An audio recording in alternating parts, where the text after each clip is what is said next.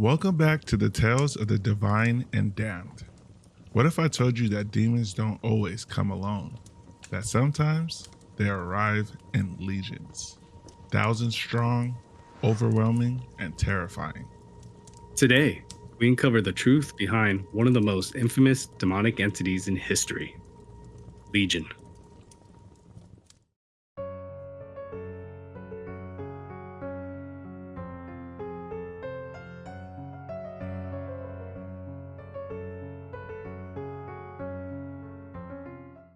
The name Legion originates from the Bible, specifically Mark chapter 5 verses 1 through 20. They went across the lake to the region of the Gerasenes. When Jesus got out of the boat, a man with an impure spirit came from the tombs to meet him. This man lived in the tombs, and no one could bind him no more, not even with a chain, for he had often been chained hand and foot.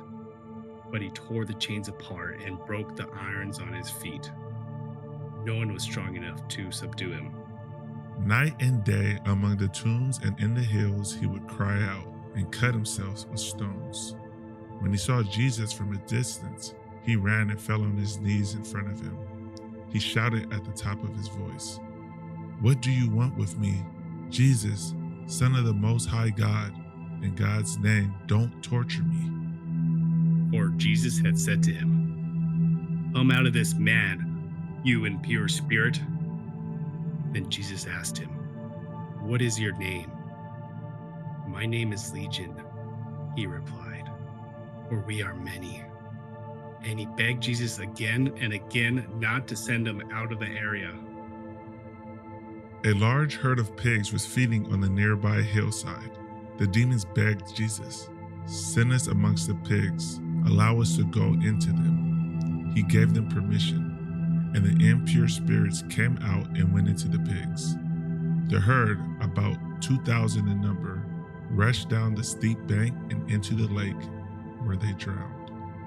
Those tending the pigs ran off and reported this in town. The people went out to see what had happened. When they came to Jesus, they saw the man who had been possessed by the legion of demons, sitting there, dressed in his right mind, and they were afraid.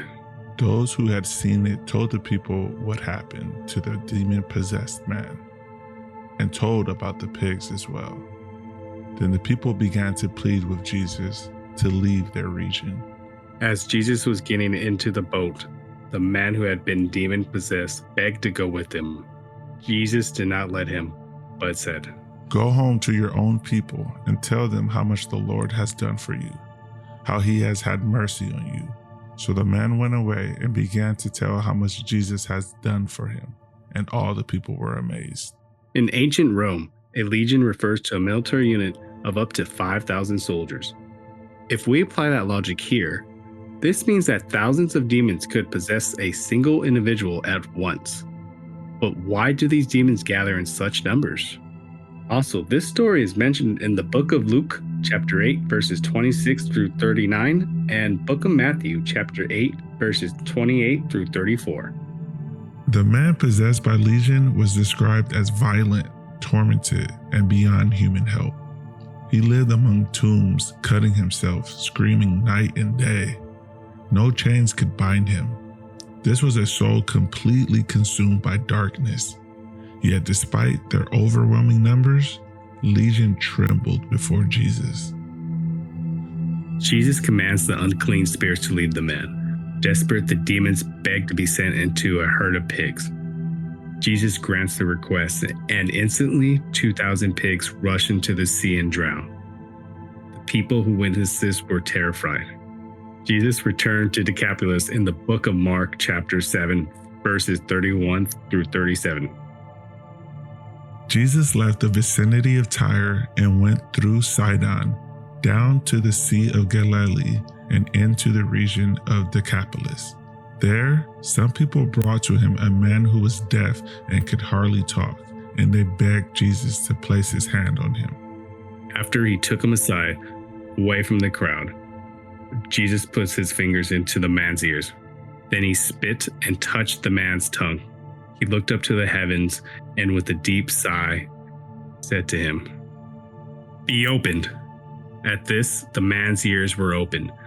His tongue was loosened and he began to speak plainly. Jesus commanded them not to tell anyone, but the more he did so, the more they kept talking about it. People were overwhelmed with amazement. He has done everything well, they said. He even makes the deaf hear and the mute speak.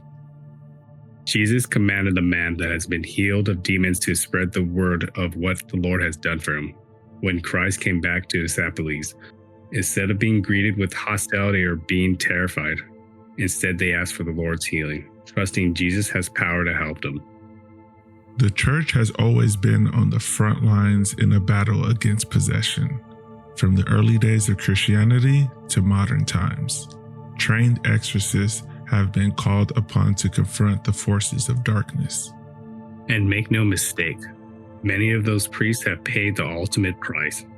The formal rite of exorcism was established by the Catholic Church in 1614, but long before that, priests and monks were already performing rituals to rid the afflicted of demonic forces. And not all of them were successful. There are stories of priests who attempted to perform exorcisms and were found dead the next morning. Some were strangled, some suffered fatal heart attacks, others vanished without a trace. The Vatican has always been tight-lipped about these cases, but whispers from within the church suggest that some demons are too powerful to be cast out. You might think that exorcisms are the thing of the past, but in 2025, the demand for exorcists is higher than ever. The Vatican has even set up official training programs to keep up with the increasing number of cases. The question is, why the sudden rise? Are more people simply looking for explanations for mental illness? Or is something truly dark growing in the shadows? History is filled with stories of supposed possessions. Some have been debunked, explained away as mental illness or fraud, but others defy explanation. And those are the ones we need to talk about. Anneliese Michael was a devout Catholic girl from Germany, but in 1976, something changed. She began speaking in voices that weren't hers, exhibiting unnatural strength and refusing to eat. For months, she was subjected to over 60 exorcisms. She spoke in the voices of Lucifer, Judas, Nero, and other damned soul. Her body wasted away until she finally died. But here's the chilling part. Many believe her possession was real. The priests who exorcised her swore they witnessed things no human should ever see. One of the most well-documented modern possession cases took place in Gary, Indiana. The Ammons family claimed their home was infested with demons. A child levitating, a mother watching as her children's eyes rolled back into their heads, a young boy walking backwards up a hospital wall in front of multiple witnesses, including doctors and social workers. Even the local police chief admitted something unnatural was happening. The Catholic Church got involved and an official exorcism was performed. But the real question is, did it work? The concept of legion extends beyond the Bible. Many cultures have recorded cases of multiple demonic possession, mass hysteria, and even entire villages plagued by dark forces. From medieval exorcisms to modern horror films, the idea of a legion of demons continues to haunt our collective fears. But is possession by legion still possible today? Some exorcists believe that cases of extreme possession may involve multiple spirits, leading to uncontrollable rage, supernatural strength, and disturbing behavior. Whether you believe in demons or not, history is filled with chilling accounts that suggest something beyond our understandings at work. Whether you believe in demons or not, history is filled with chilling accounts that suggest something beyond our understanding is at work. So what do you think? Is Legion merely an ancient myth? Or does this entity still exist in the shadow, waiting to consume the souls of the weak? Until next time, remember, the divine and the damned are never far apart.